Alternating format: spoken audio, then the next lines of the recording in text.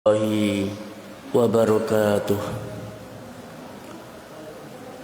Alhamdulillahi rabbil alamin wal aqibatu lil muttaqin wala udwana illa 'alal zalimin. Allahumma shalli wa sallim wa barik ala sayyidina wa maulana Muhammadin sallallahu alaihi wasallam wa ala alihi wa ashabihi wa man tabi'ahum bi ihsanin ila yaumiddin. Qala Allah Ta'ala fil Qur'anil Karim, ya ayyuhalladzina amanu taqullaha haqqa tuqatih wa la tamutunna illa wa antum muslimun. Bapak Ibu, kaum muslimin dan teman-teman sekalian yang semoga tetap dirahmati dan diberkahi Allah Subhanahu wa taala. Segala puji bagi Allah yang dengan karunia dan nikmatnya kita masih bisa bertemu kembali untuk melanjutkan pembahasan kita tentang penghancur rumah tangga pada bagian yang keenam, di mana Syekh Muhammad bin Shalih Al-Munajjid hafizahullah ta'ala mengatakan bahwa penghancur rumah tangga yang berikutnya adalah imna'u at-tadkhina fi buyutikum. Laranglah merokok di dalam rumahmu. Ya. Jadi perusak dan penghancur rumah tangga diantaranya adalah rokok.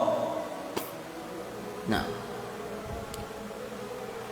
kenapa rokok bisa dikatakan merusak dan menghancurkan rumah tangga? Kita akan berbicara tentang bagaimana hal ihwal tentang masalah rokok ini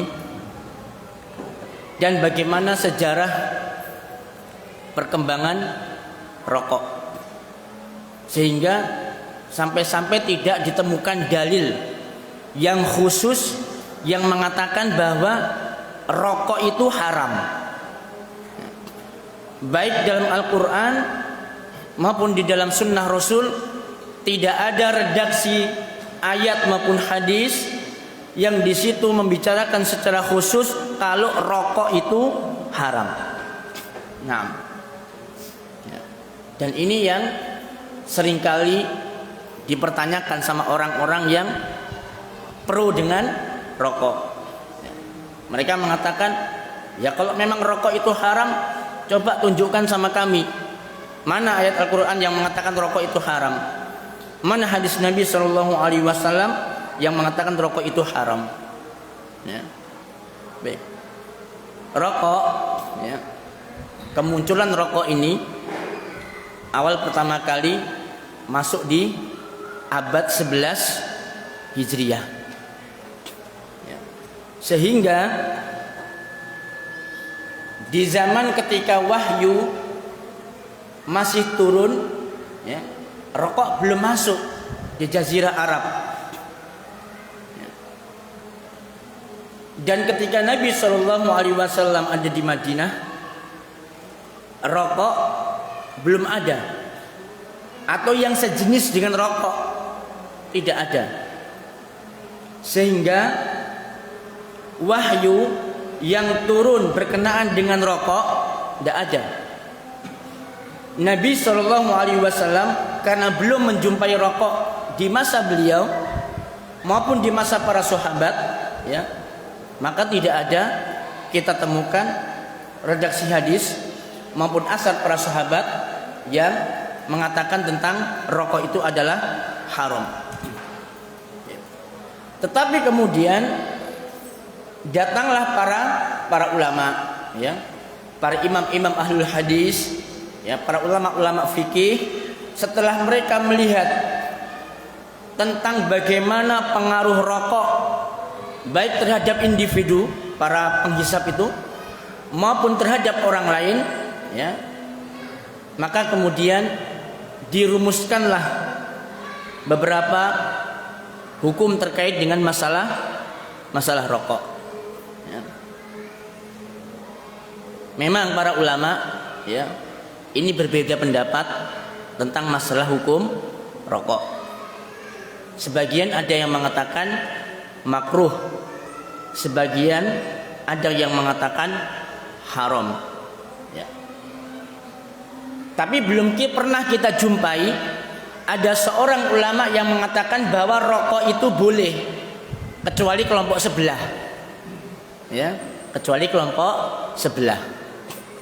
Nah, padahal kalau kita benar-benar belajar tentang apa itu definisi makruh, ya, definisi makruh dalam syariat Islam itu ada dua. Yang pertama makruh litanzih, ya, ini makruh dalam rangka untuk mensucikan, ya. Contoh misalkan ini air karena di dalamnya terkandung zat yang bisa membahayakan kesehatan, ya, maka litanzi dalam rangka untuk menyelamatkan dan membersihkan diri kita, maka ini dihukumi makruh, ya, itu namanya makruh litanzi. Yang kedua makruh litahrim, ya, makruh tetapi sudah sampai pada derajat haram. Paham ya? Ya, jadi makruh sudah sampai pada derajat haram. Nah, maka kalau kita mau jujur, ya, mau jujur nih, kalau memang rokok itu dikatakan hukumnya adalah makruh, maka dua-duanya ini tidak ada yang membenarkan bahwa rokok itu adalah boleh. Coba untuk litanzi saja, dalam rangka untuk membersihkan atau menyelamatkan, ini rokok tidak masuk sama sekali. Kalau makruh litahrim, iya, ya, makruh tapi sudah sampai pada derajat haram. Maka kalau kita mau jujur tentang pengertian makruh, maka harusnya rokok itu ditinggalkan, ya, karena makruh itu adalah artinya dibenci, ya. Jadi bahasa Arabnya makruh itu dari kata karoha yakrohu, artinya benci. Makruh artinya dibenci. Kalau rokok itu hukumnya makruh, maka rokok itu adalah hukumnya dibenci. Ya, kalau dibenci, ya maka kita tinggalkan, ya. Jangan sampai menjadi ahli hisab kemudian mencari pembenaran-pembenaran kalau rokok itu hukumnya boleh. Nah, salah satu di antara ormas, ini ada dua ormas, ya, yang mengatakan bahwa rokok itu hukumnya makruh dan haram. Ormas yang pertama, ya, Majelis Tarjih Muhammadiyah mengeluarkan sebuah keputusan pada tahun 2010, ya, dengan tegas mengatakan bahwa rokok itu hukumnya haram, bukan makruh, ya. Majelis Tarjih Muhammadiyah tahun 2010 mengeluarkan keputusan bahwa rokok itu hukumnya makruh dengan alasan satu, ya, kenapa bisa mengatakan Majelis Tarjih Muhammadiyah mengharamkan rokok, ya. Yang pertama alasannya rokok itu termasuk di antara perbuatan khobais. Khobais itu artinya keburukan, ya, artinya keburukan. Nah, coba kita lihat dalam ayat Al-Qur'anul Karim, ya, surat yang ke-7 ayat 157, ya, yang punya Quran Android, Quran surat yang ke-7 ayat 157. Nah. Sudah ketemu? Gimana bunyinya?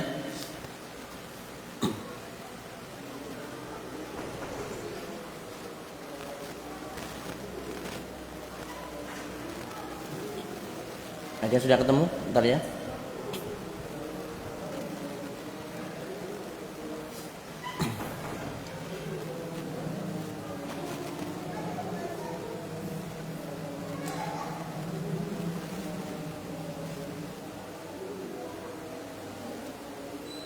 Surat Al-A'raf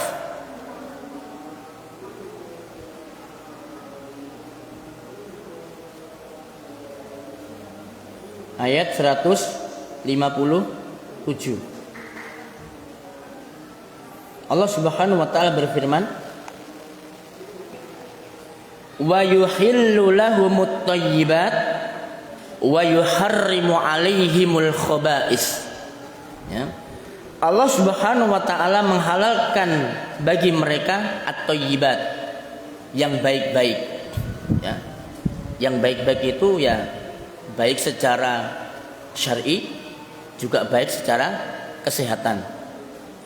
Wa yuharrimu 'alaihimul khaba'is, dan Allah Subhanahu wa taala mengharamkan atas mereka al-khaba'is, yaitu segala yang buruk. Nah, mari sekarang kita lihat apakah benar rokok itu dikatakan sebagai khaba'is, bukan thayyibat. Ya. Insya Allah jenengan semua sudah paham, ya, baik mendengar, melihat maupun membaca sendiri tentang kandungan zat yang ada di dalam rokok, nikotin, tar, apalagi. Ya, ada karbon monoksidanya, ya. Kemudian ada apa namanya? Tidak tahu itu apa ya komposisinya rokok. Nah itu semuanya adalah al-khaba'is. Saking rokok itu dinamakan al-khaba'is, sampai-sampai ahli hisab itu, ya, kalau ketika mereka mau merokok, mereka tidak nyaman. Kalau merokok itu di tempat yang baik, itu tidak nyaman. Ya, coba merokok di tempat yang suasananya bersih, rapi, harum. Itu kata mereka kurang nikmat. Ya. Justru yang nikmat itu ketika rokok dihisap di dalam WC. Benar enggak? Loh iya. Jadi ketika mereka ya atelor, ya, bingi berokok, Pak. Ya. Rokokan sambil atelor. Ya, ngeden be. Ya, ngeden. Itu nikmat katanya. Ya. Loh betul. Ini orang-orang ahli hisab sendiri yang mengatakan demikian. Jadi rokokan di dalam WC lebih enak, lebih nyaman, lebih bisa dinikmati daripada ketika mereka rokokan di tempat yang bersih. Loh itu. Ya. Ini menunjukkan bahwa benar rokok itu adalah al-khaba'is, ya, merupakan sesuatu yang buruk. Ini alasan pertama dari Majelis Tarjih Muhammadiyah dalam mengharamkan rokok. Alasan yang kedua, ya, rokok mengandung unsur yang bisa menjatuhkan diri kita ke dalam kebinasaan, bahkan merupakan perbuatan bunuh diri secara perlahan-lahan. Ya. Apa iya rokok itu bisa menjatuhkan diri kita ke dalam kebinasaan? Ya. Allah Subhanahu wa taala berfirman dalam surat Al-Baqarah ayat 195. Ini dalilnya antum tulis ya. Jadi antum ketika diskusi, ya, diskusi sama ahli hisab, antum apal dalilnya. Jadi ketika antum hantam mereka, ini loh dalilnya Al-Quran, kalau rokok itu haram. Wala tulqu bi aidikum ila tahlukah, dan janganlah kamu menjatuhkan dirimu sendiri ke dalam kebinasaan. Ya. Kemudian rokok juga merupakan alat untuk bunuh diri secara perlahan-lahan. Allah Subhanahu wa taala berfirman dalam surat An-Nisa ayat 29, "Wala taqtulu anfusakum innallaha kana bikum rahima." Dan janganlah kamu membunuh diri kalian sendiri. Sesungguhnya Allah itu Maha Pengasih, Maha Penyayang kepadamu. Ya. Makanya di dalam rokok itu kan, kalau dulu tidak ada ya, dulu tidak ada peringatan. Sekarang peringatan pemerintah ya, merokok membunuhmu. Bahkan sampai dikasih gambar paru-parunya menghitam. Ada yang lehernya itu sampai berlubang. Ya. Ada yang digambarkan rahim ya, yang bisa membahayakan janin. Ada yang kanker mulut. Ya, di situ gambarnya kanker mulut. Ya. Dan itu Kementerian Kesehatan dan pemerintah bukan asal comot gambar, tapi mereka memotret dan memoto orang-orang yang memang mengidap penyakit itu, dan itu adalah dialami oleh orang-orang ahli hisab, mulai dari kanker mulut, kemudian kanker tenggorokan, gangguan kehamilan, kemudian gangguan janin, kemudian paru-paru, jantung dan sebagainya. Itu adalah studi kasus yang dialami oleh mereka orang-orang ahli hisab. Maka ketika orang itu menghisap rokok, maka sama dengan dia menjatuhkan dirinya ke dalam kebinasaan, dan termasuk diantara bentuk bunuh diri secara perlahan-lahan. Ya memang tidak langsung sih, orang yang merokok langsung mati. Kalau orang merokok kemudian langsung mati, yakin saya sudah pabrik rokok tutup. Ya, begitu rokok hisap selesai satu batang kemudian orang itu mati, ya. Ternyata penyebabnya rokok, ya, yakin sudah, ya, pabrik rokok akan tutup. Tapi berhubung perlahan-lahan membunuhnya, maka mereka pun tidak terasa bisa menikmati pembunuhan itu. Alasan yang ketiga, merokok membahayakan diri sendiri dan orang lain yang terkena paparan asap rokok. Sebab rokok adalah zat adiktif dan berbahaya, sebagaimana telah disepakati oleh para ahli medis dan para akademisi. Oleh karena itu, merokok bertentangan dengan prinsip syariah dan hadis Nabi bahwa tidak ada perbuatan membahayakan diri sendiri dan membahayakan orang lain. Dasarnya hadis Nabi SAW, antum sudah hafal semua, la dororo wala diroro. Tidak boleh membahayakan diri sendiri, juga tidak boleh membahayakan orang lain.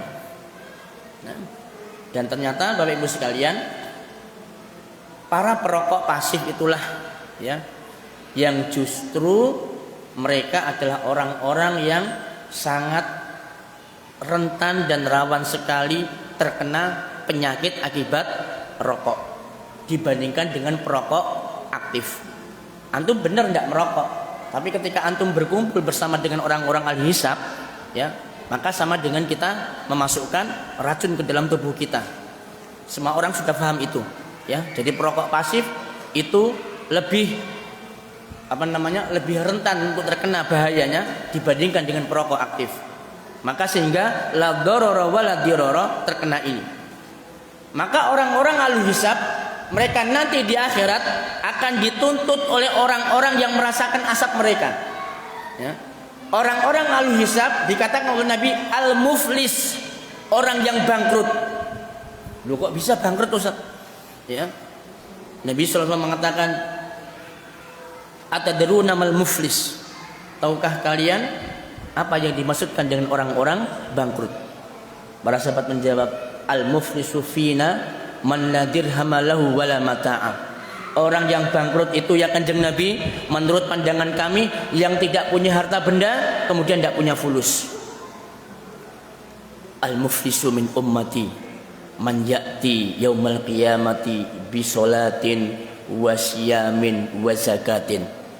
Orang bangkrut itu, kata Kanjeng Nabi, di antara umatku mereka yang datang pada hari kiamat dengan membawa pahala sholat.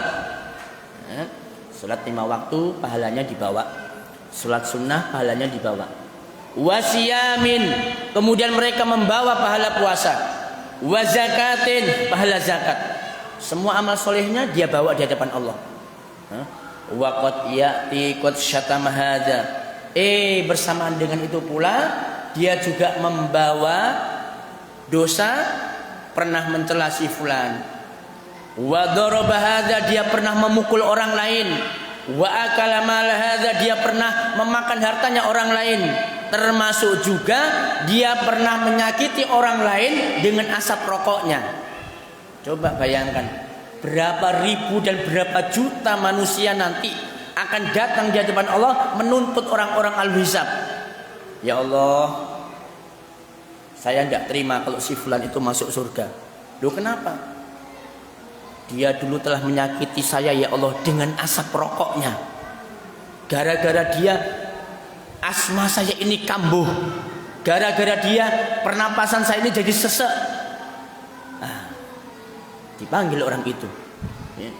Ya fulan ta'al, apa benar kamu dulu menyakiti orang ini dengan asap rokokmu? Iya ya Allah. Akhirnya kebaikan orang ini diberikan kepada orang yang menghisap asap rokok. Selesai sudah hutangnya. Di belakangnya datang lagi orang. Ya Allah, jangan dia masukkan ke dalam surga. Saya dahulu pernah tersakiti dengan asap rokoknya. Diambillah pahala puasanya. Selesai hutangnya. Datang lagi yang ketiga, datang lagi yang keempat, sampai kemudian jumlahnya ribuan jutaan orang. Mereka semuanya menuntut sama. Tidak ridho ketika orang ini masuk surga gara-gara asap rokoknya itu menyakiti dirinya. Ya. Nah, itu baru asap rokok. Belum lagi nanti dia menzalimi orang lain, mencela, memukul. Belum lagi nanti dia memakan hartanya orang dengan cara yang zalim. Sudah habis pahala kebaikannya, tidak tersisa sedikit pun.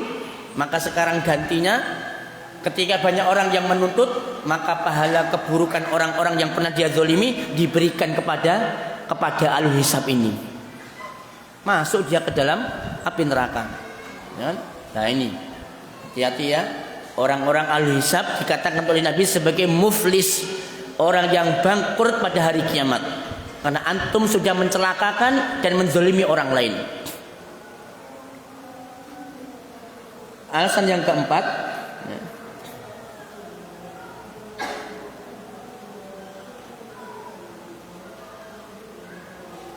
rokok diakui sebagai zat adiktif dan mengandung unsur rancur yang membahayakan, walaupun tidak seketika, melainkan dalam beberapa waktu kemudian. Oleh karena itu, perbuatan merokok termasuk kategori melakukan sesuatu yang melemahkan, sehingga bertentangan dengan hadis Nabi Shallallahu Alaihi Wasallam yang melarang setiap perkara yang memabukkan dan melemahkan. Ya. Ini alasan yang keempat. Bukankah Nabi Shallallahu Alaihi Wasallam ya telah ingatkan dalam hadisnya, ya, memang ini hadis tentang khamr, ya. Jadi sedikit dan banyaknya ketika memabukkan, maka dia hukumnya adalah haram. Nah, tapi kelompok sebelah ini ngeles, ya. Kata kelompok sebelah, kami kok belum pernah mendapatkan ya, mulai dari mbah-mbah kami sampai kami sendiri yang rokok, habis sampai satu cepet, kami tidak pernah mabuk. Gitu katanya kelompok sebelah. Ya. Maka berarti alasan ini terbantahkan. Karena mbah-mbah kita dulu ngerokok, mereka tidak pernah mabuk. Ya, tidak pernah mabuk. Nah itu alasannya. Padahal kalau mereka mau ya dikupas benar-benar, bahwa zat-zat inilah yang bisa membahayakan kesehatan, juga bisa melemahkan jasmani. Alasan yang kelima, merokok termasuk perbuatan tabdzir, mubazir, menghambur-hamburkan harta. Mari kita lihat, ya, apa benar rokok itu menghambur-hamburkan harta. Kami nukilkan perkataan guru besar dari Fakultas Kesehatan Masyarakat Universitas Indonesia, Bapak Hasbullah Tabrani. Beliau mengatakan pada tahun 2017 ya, para perokok yang ada di Indonesia ya, mulai dari Sabang sampai Merauke, kalau uang mereka itu dikumpulkan dari hasil membeli rokok, itu bisa terkumpul 360 sampai 400 triliun. Coba perhatikan ya, kata beliau, kalau perokok Indonesia dari Sabang sampai Merauke dikumpulkan uangnya ya, pada tahun 2017 saja itu bisa terkumpul 360 sampai 400 triliun. Nek di toko no dawet Pak, alengoy Pak ya, 400 triliun antum belikan dawet ya. Nah ini, kalau 400 triliun ini untuk mengentaskan kemiskinan masyarakat Indonesia, tuntas Pak, beres. Tidak ada orang-orang yang menerima PKH, tidak ada ya. 400 triliun bisa untuk bangun infrastruktur dari hasil membeli rokok. Coba bayangkan. Ini kata beliau ini ya, saya menukilkan beliau. Belum lagi nanti tahun 2018, 2019 sampai 2021, andaikan orang-orang yang membeli rokok tadi itu mereka menahan diri, ditabung, dikumpulkan bersama-sama dengan para perokok yang lain, berapa ratus triliun akan terkumpulkan untuk membantu masyarakat miskin. Tuntas kemiskinan tidak ada di Indonesia. Ya. Nah, berhubung ya banyak para pembela ahli hisab ini dari kelompok sebelah ya, dan kebanyakan ya orang-orang yang ahli hisab itu adalah orang-orang miskin. Kebanyakan ya adalah orang kaya, cuma tidak banyak. Yang paling banyak itu adalah orang-orang yang kehidupannya menengah ke bawah, orang-orang miskin. Itu sangat cinta dengan rokok. Antum lihat, tukang becak merokok, tukang ojek ngerokok, pedagang asongan rokok, nelayan ngerokok, petani ngerokok. Ya, mereka semua orang-orang miskin semua, kebanyakan menengah ke bawah. Tuh. Maka kenapa orang-orang miskin itu mereka tidak pernah kaya? Ya, karena uangnya itu dibelikan rokok. Oh iya. Coba kalau orang miskin itu mereka mau berhemat, ya, tidak merokok, tinggalkan rokok. Soge, Pak. Ya meskipun tidak kaya, ya strata ekonominya lumayan lah dibandingkan dengan ketika dia mengkonsumsi rokok. Soalnya kalau rokok itu mesti ada pasangannya, Pak. Pasangannya mesti kopi. Kopi pasangannya gula. Ya kan? Makanya ahli hisab itu mengatakan begini, ya. Rokok gak ono kopi nih, podo kalau Romeo gak ono Juliet. Allah ya karim.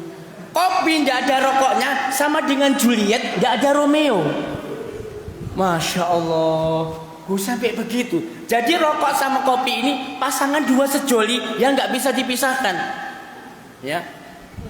Antum medayoh ke orang disugi kopi, rokokin dicak. Iya, disugi kopi jaluk rokok. Allah ya karim.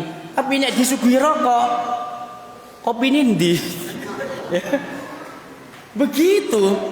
Nah sekarang bayangkan antum dalam sebulan, kopinya sudah berapa habisnya, gulanya berapa habisnya. Sekarang rokok satu cepet 12.000, 15.000. Ya. Kadang orang al-hisab sehari bisa menghabiskan satu cepet, kadang lebih. Sehari 15.000, 30.000. Seminggu biro, saulan berapa? Durung sik gulone, durung sik kopi ini. Tekor sing wedok, Pak. Ya. Nah ini, ya. Jadi rokok sama kopi itu membuat orang semakin miskin dan semakin miskin. Ya. Dan rata-rata karyawan dan pegawai rokok itu adalah orang-orang miskin. Lihat yang kerja di Sampurna, ada ndak yang pegawainya yang punya mobil? Ndak ada. Sepeda ontel, sepeda motoran, mereka menengah ke bawah semua. Ya, berarti kita ini nyogehno wong-wong soge. Kita ini mengkayakan para pemilik pabrik rokok. Ya. Nah itu, jemaah sekalian. Ya. Jadi rokok itu merupakan suatu benda yang mubadzir. Ya.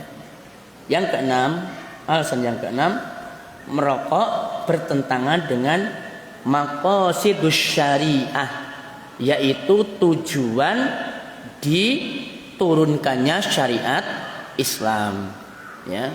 Yang dalam bahasa fikih itu dinamakan dengan ad-daruriyatul khamsu, yaitu 5 prinsip pokok tujuan diturunkannya syariat.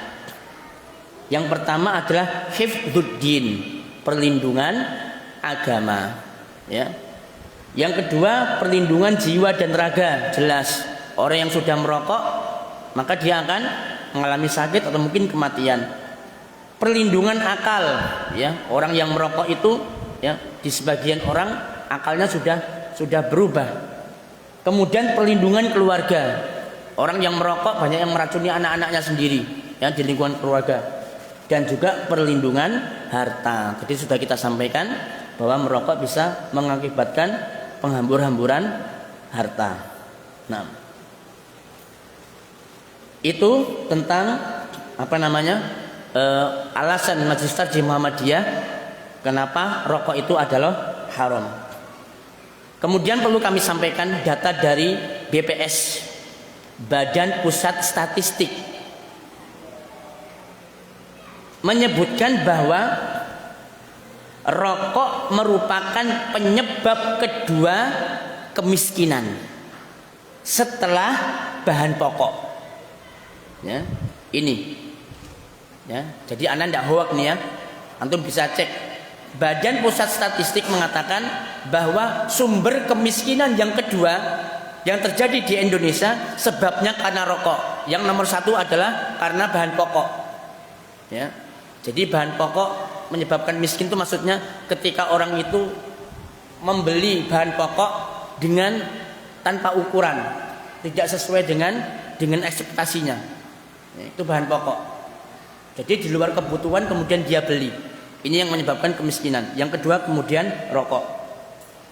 Kemudian Majelis Ulama Indonesia, ya, melalui pertemuan ijtima'nya pada tahun 2009 di Padang Panjang menyatakan bahwa merokok itu hukumnya makruh dan haram. Ya, makruh sudah kita jelaskan tadi maksudnya, dan kemudian haram. Nah, sebenarnya dua ormas ini sudah bisa mewakili, ya, bahwasanya rokok itu tidak lain adalah haram. Hukum yang paling rendah itu adalah makruh. Makruh itu pun kemudian maknanya adalah dibenci. Bukan makruh kemudian boleh-boleh saja, tidak. Ya. Nah, itu teman-teman sekalian dan jamaah sekalian tentang bagaimana para ulama kita yang ada di Indonesia, mereka sudah mengeluarkan dan memutuskan suatu hukum bahwa rokok itu adalah haram. Makanya jangan pernah sekali-kali kita mengizinkan rokok itu masuk ke dalam rumah kita. Caranya jangan disediakan asbak di rumah. Antum kalau menyediakan asbak di rumah, ya sudah, ya. Maka setiap tamu yang datang ke situ pasti dia akan bawa rokok karena ada asbaknya. Atau kemudian rumah itu ditulisi, ya, pakai stiker kah, atau mohon maaf tidak menerima tamu yang membawa rokok. Nah, gitu ya. Enggak apa-apa, itu rumah kita, haknya kita, ya, untuk melarang dan membolehkan orang untuk masuk, ya kan? Nah, itu kita kasih stiker. Nah, sehingga rumah tangga kita ini tidak sampai rusak. Nah, terus letak hancurnya di mana ini? Kok bisa rokok bisa menghancurkan rumah tangga? Ada sebagian wanita ya, tidak seluruhnya, itu benar-benar sangat benci dengan rokok. Wanita awam sekalipun. Saya tidak mempersoalkan para akhwat atau ummahat karena mereka sudah paham, ya. Tapi ini ada wanita-wanita, sebagian wanita yang awam, tidak pernah ikut ngaji. Itu benar-benar tidak suka dan sangat benci dengan rokok. Sampai saking bencinya mereka dan tidak sukanya dengan rokok, ketika mendapatkan suaminya merokok, diingatkan tidak bisa, wanita ini meminta cerai kepada suaminya gara-gara rokok. Ya. Nah itu. Nah, Jadi tidak bisa dianggap sepele masalah rokok ini, kan dia termasuk salah satu di antara perkara yang bisa menghancurkan dan merusak rumah tangga kita. Ya, termasuk anak-anak kita. Lihat tuh anak-anak kecil yang merokok itu hasil didikannya siapa tuh? Ya, hasil didikan ayahnya bisa jadi anak SMP sudah bisa merokok, ya. Atau mungkin bisa juga dari hasil didikan pesantren, ya. Bisa jadi. Jadi para ustadznya, ya, ketika dia merokok kemudian santrinya datang, coba ustadz nyicipi titik, ya. Nah, jadi ustadznya bukan malah melarang santrinya merokok, tapi malah diajari, ya cobaan, tapi saya enggak loh, saya kenalin selain, ya, diajari santrinya merokok, ya.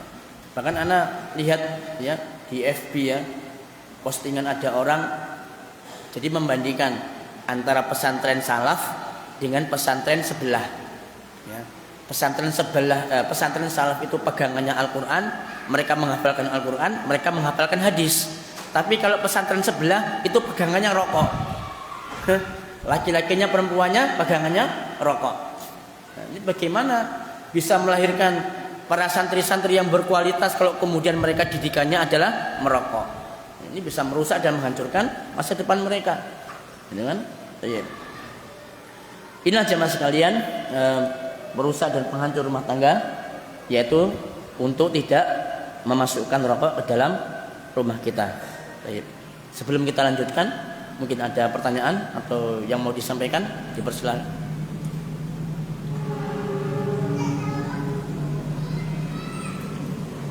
Tidak ada, kita lanjutkan ya.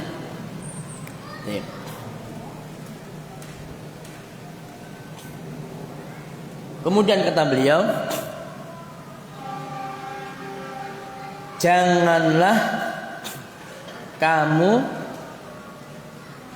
memasukkan atau memelihara anjing di dalam rumah kalian. Nah, ini merusak dan penghancur rumah tangga yang berikutnya adalah anjing. Insya Allah kita semua paham ya, tidak perlu diperdebatkan lagi tentang masalah anjing ini, ya. Yang jelas anjing itu adalah salah satu sarana yang membuat malaikat tidak mau masuk rumah. Dan Nabi SAW mengecualikan anjing yang boleh dipelihara itu adalah anjing buruan, anjing untuk memelihara rumah, atau anjing untuk memelihara persawahan, termasuk juga anjing untuk memelihara pabrik misalkan atau perusahaan. Maka ini termasuk pengecualian, ya, yang diperbolehkan di dalam Islam. Maka selain daripada itu, sungguh orang-orang yang telah memasukkan anjing ke dalam rumah mereka, setiap harinya pahala mereka itu dikurangi dua kirot. Satu kirotnya itu sama dengan satu gunung Uhud. Maka 2 kirot berarti 2 gunung Uhud. Maka setiap hari orang-orang yang memelihara anjing tanpa alasan yang syar'i, maka 2 kirot itu setiap hari dikurangi pahala kebaikannya, ya. Nah, ini maka sungguh sangatlah merugi bagi orang-orang yang memelihara anjing. Nah, sempat viral ini, ya, di Jawa Tengah. Ada seorang ibu-ibu pakai cadar, ya. Lalu itu memberi makan anjing, apa memelihara anjing? Ya, tidak tahu. Kami tidak mengikuti secara tuntas tentang seorang akhwat atau ummahat yang kemudian dia memelihara anjing. Ya, mungkin maksudnya anjingnya itu adalah untuk menjaga rumah barangkali, ya, atau anjingnya untuk sesuatu yang lain yang dibenarkan dalam syariat. Wallahu alam, kita tidak tahu informasi itu, ya. Tapi yang jelas sempat ramai juga itu, ya, ada seorang ummahat yang memelihara anjing. Yang jelas anjing dalam hukum syariat sangat terlarang, ya. Apalagi dengan air liurnya, kemudian bulunya dan lain sebagainya, yang itu semuanya adalah najis. Maka tidak layak bagi seorang muslim untuk berinteraksi dan berhubungan dengan seekor anjing. Yang terakhir, ya, yang terakhir dan itu sekaligus selesai yang pembahasan kita tentang penghancur rumah tangga. Kata beliau, penghancur rumah tangga yang terakhir adalah menghias rumah secara berlebihan. Ya, menghias rumah secara berlebihan. Kenapa sih beliau kok sampai memasukkan menghias rumah ini secara berlebihan bisa merusak atau menghancurkan rumah tangga? Ya. Kalau kita lihat di sebagian rumah, ya, tidak semuanya, ada yang memang mereka itu interior dan eksteriornya rumah benar-benar dibuat semegah dan semewah mungkin. Ya. Mulai dari tiangnya tidak mau yang modelnya polosan, itu tidak mau.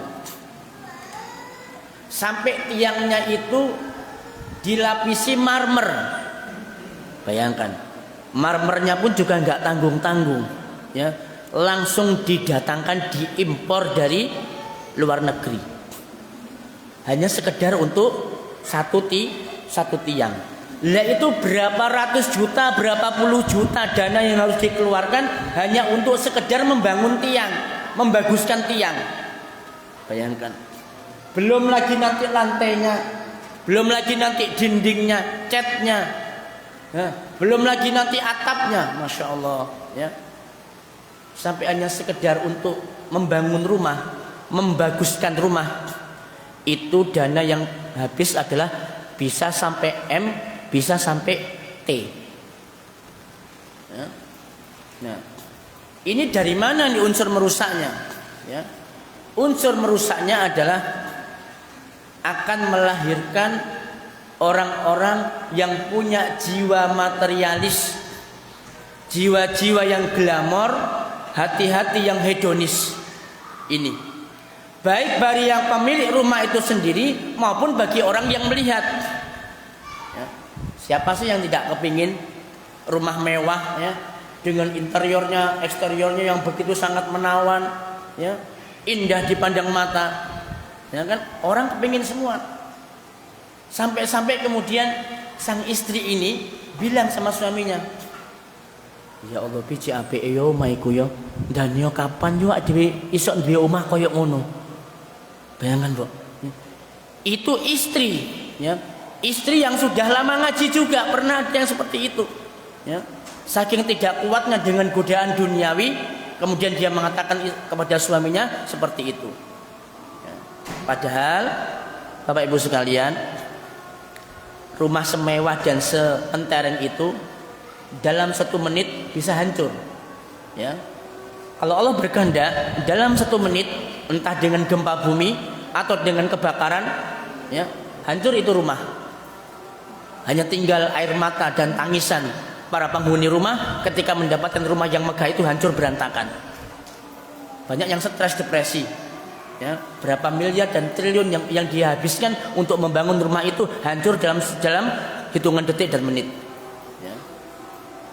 Coba kalau kita bangun rumahnya sederhana, ketika rumah kita rusak hancur, kita tidak mungkin stres depresi, ya kan? Alah gampang, nanti bisa bangun lagi, ya kan?